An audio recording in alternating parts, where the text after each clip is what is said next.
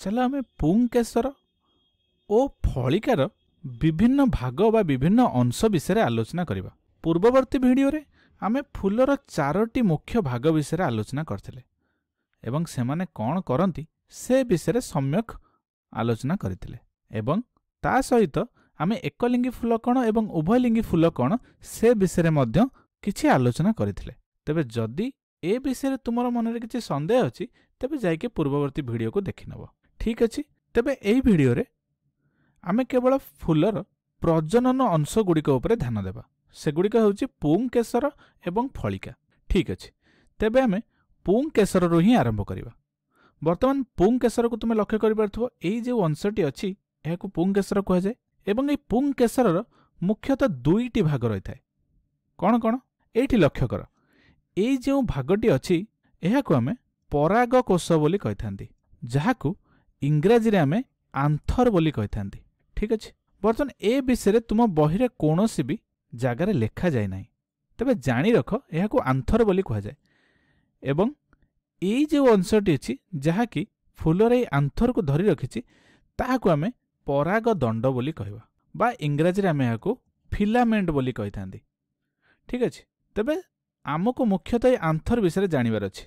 कौन हुए ना ए आंथर कौन करे शुक्रकोश प्रस्तुत करे एवं जहाकि पराग रेणु प्रस्तुत करि थाए एवं ए पराग रेणु पराग कोश मध्य थाए। ठीक अछि। एही पराग रेणु गुड़िक किछि किछि प्राणी मानक शरीर रे लागी जाय थाए कारण यह सामान्य अठा युक्त होय थाए। जदि तुम एहाकु छुइब एहा मध्य तुम हाथ रे लागी जिबार संभावना थाए एवं ए पराग रेणु हमर पुंकेसरर शुक्रकोश रे ही थाए। ठीक अछि।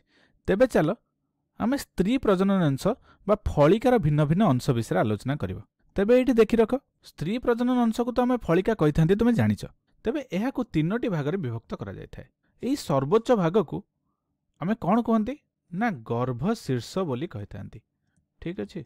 जाहाकु इंग्राजी रे स्टिग्मा बोली कहा जाय एवं ठीक गर्भ शीर्षर तळ भाग को जो लंबा दंडटी थाए ताहाकु आमे गर्भ दंड बोली कहिथांती, जाहाकु इंग्राजी रे स्टाइल बोली कहा जाय एवं पुनश्च एही गोलेई अंशटी को बा तळ भागरे जहा अछि ताहाकु आमे गर्भाशय बोली कहिथांती एवं एहाकु इंग्राजी रे तुम जानिथिबो ओभारी बोली कहा जाय। ठीक अछि।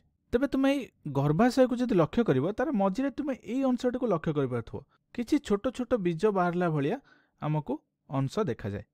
तबे एई अंश को आमे डिंबाणु बोली कहिथांती एवं एई डिंबकोश गुड़िक एई डिंबाणु मध्य ही थाए एवं एई डिंबाणु मध्य तुम एई डिंबकोश गुड़िक पाइबो। पुनश्च कहि रखुछि एई डिंबकोश गुड़िक डिंबाणु मध्य थाए आरि मध्य थाए। तेबे तुम एठी लक्ष्य करि पारथबो जे पुंकेसर रे थिबा पराग रेणुटी एई डिंबाणु ठारू अनेक दूर रे अछि। हां कि ना। तेबे पराग संगम हेबा पई बा परागण हेबा पई एई पराग रेणु को डिंबाणु सहित मिसिबा को पड़िबो।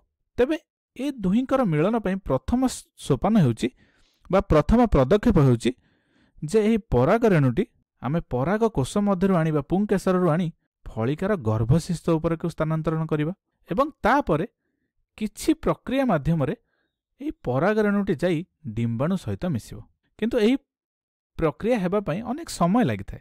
तबे परवर्ती भिडियो रे आमे ए विषय आलोचना करिबा जाहाको आमे परागण बा पराग संगम बोली कहिथांती।